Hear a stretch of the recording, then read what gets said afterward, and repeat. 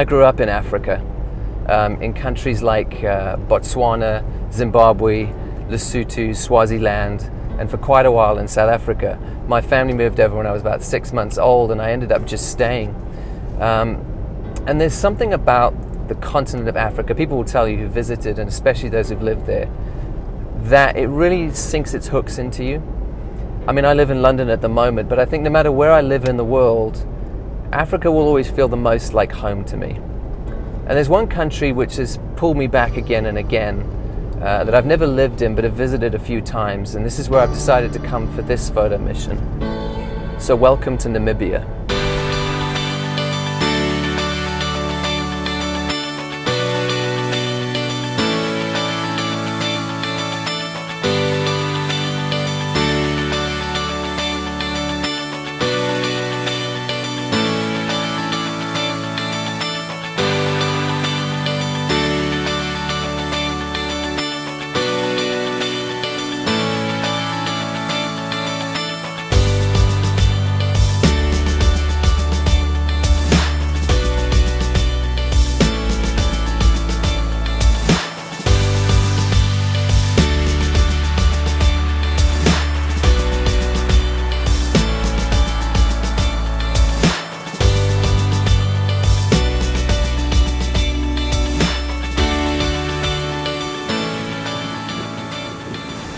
I put out a video a few months ago looking at how we direct our photography careers, and I said that I looked at my own, the images that I'm drawn to that other photographers create, and it's invariably people photography, but people photography where the portrait subjects are from different cultures, different contexts, and different stories than my own. And I also said that there's no way people are going to come knocking on my door just to hire me for that kind of work, that I need to go out on my own time and my own money and prove that I can do this and that I love to do this. So that's why I'm traveling up to the tribal lands of the Himba.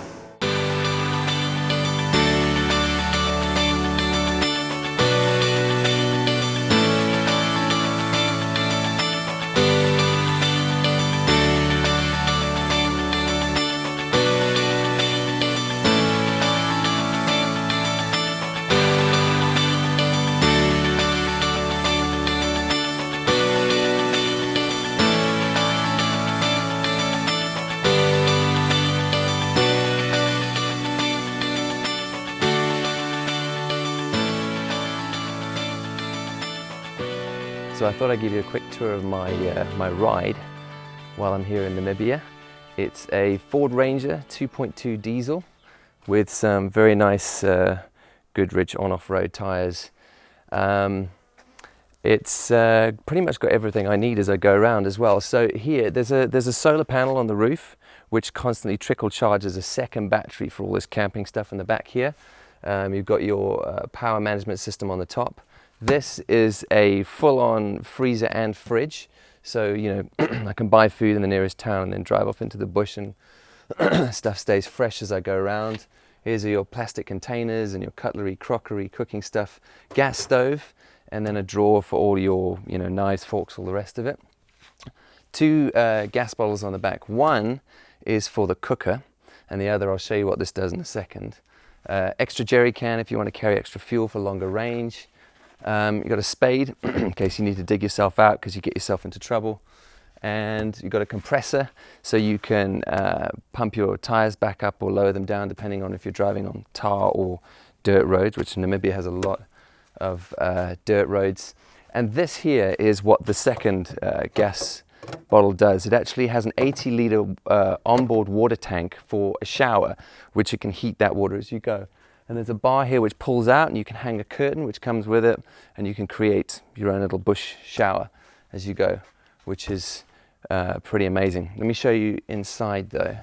So inside, just pop this door open like this, and then let me take you in.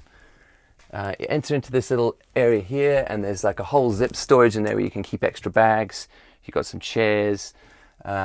You've also got, this is great, from the actual the second battery that's on board. You've got either cigarette lighter adapters or USB ports where you can charge things as you go, which is brilliant. Being able to keep camera batteries and stuff charged has been really good.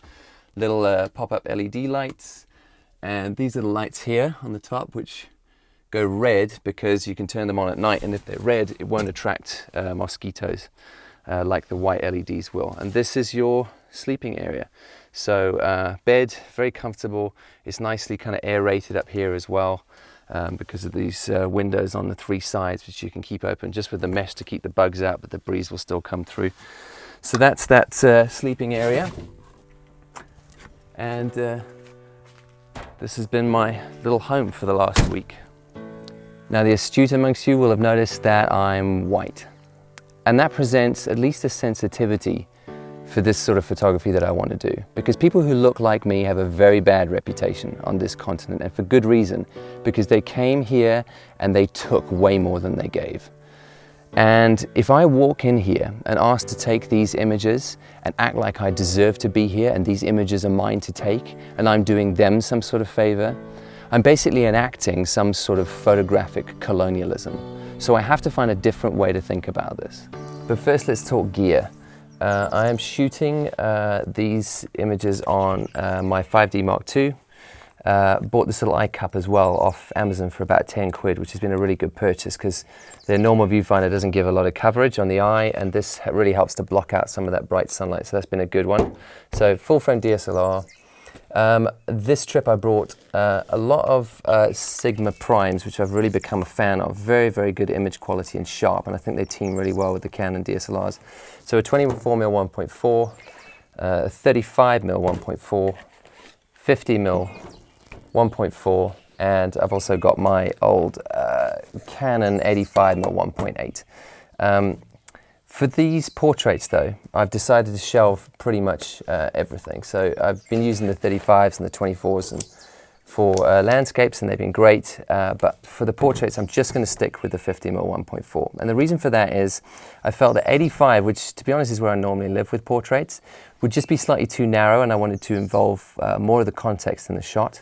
Whereas the 35 would be slightly too contextual and perhaps introduce some distortion. So I thought 50mm right down the middle would give me just the focal length that I want. And if I shoot all these images on this focal length, it will help to make it feel more like a series as well. So that'll be great. On top of that, I am using a variable ND filter. This doesn't actually go with this lens that's being shot with at the moment, but it will give you an idea of what needs to happen. The settings on the camera that I'm going to use will be ISO as low as possible. I know that the kind of depth of field I want, I need to live between f2 and 2.8 on the 50mm, and then my shutter speed will be able to flex unless I'm shooting with strobe, in which case it needs to sit at about 1/125th of a second. In which case, if I'm shooting at ISO 100, 50mm at f2 and 1/125, in the kind of light I'm shooting in, it will definitely be overexposed. So I need to introduce this fourth way of being able to control that light and keep the depth of field that I want in the shot. So a variable ND filter, if you twist it, I don't know if you can see what that's doing there, it will open and close out light. So if this goes on the front of the lens now, it gives me a mechanical way to dial out some of that light and maintain the depth of field that I want at the correct exposure. On top of these, I've obviously got triggers for my strobe, and the strobe that I'm using is my Alien B 800 with a Vagabond battery pack.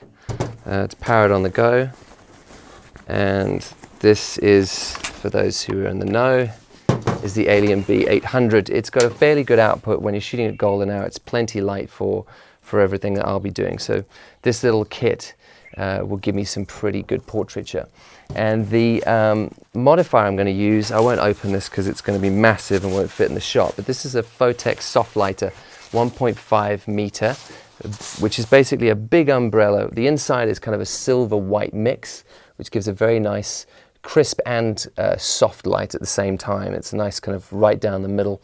So the umbrella opens out, the light shoots into the umbrella and comes bouncing out, but then you wrap over the diffusion material over the front of the umbrella, so as it comes out the front of the umbrella, it softens it back up again. So it's very, very key for me that if I'm using strobe and mixing it with natural light, that it should feel natural all around. And this is a nice way to kind of soften the light up and balance it out. My plan is to shoot a mixture across the board of natural light and strobe, and to see which I like the best, and maybe I'll get images from both that I really appreciate. But this is what I'm using for this project. For me, doing this sort of photography comes down to one thing really, and that's owning the mistakes of my tribe. Now, I totally understand this won't be a popular point of view for a lot of people, but it's one I hold to quite strongly. When I first moved to South Africa, it was just the year that Nelson Mandela became president. And I picked up the racial tension straight away, as you would today. And I remember thinking, well, don't treat me any differently, because apartheid wasn't my fault. I didn't do it. I arrived here after all that was done, so don't treat me any differently. But then I thought, how did the people who suffered under apartheid get an apology of any kind then? Because the people who architectured apartheid, they're long gone, they're dead. The people who still believe apartheid should be there are few and far between, and they are totally unrepentant. So who is ever going to apologize? And then I thought, it's not good enough for me to sit back and say, well, I didn't do it, because my tribe did it. So there is a lot of healing that I can bring if, in my attitude and the way that I speak to people and the apologies that I make, if I can say, I'm sorry for what my people did. So I'm trying to do this as respectfully as I possibly can, because I understand that if I get that right, this can be in a small part one of a million apologies that these people are owed. So I've got a guide from the local tribe, and she's taking me around explaining what I can and can't do, what's right and what's not okay. She's talking to the people, explaining what I'm trying to do. Because I understand that at the end of the day, I'm asking for trust I actually don't deserve at all, and they don't have any reason to believe that I'll stick to my word or treat these images with respect or treat them with respect. So at the end of the day, they should feel from me what's true, that this isn't a privilege for them, this is a massive privilege for me.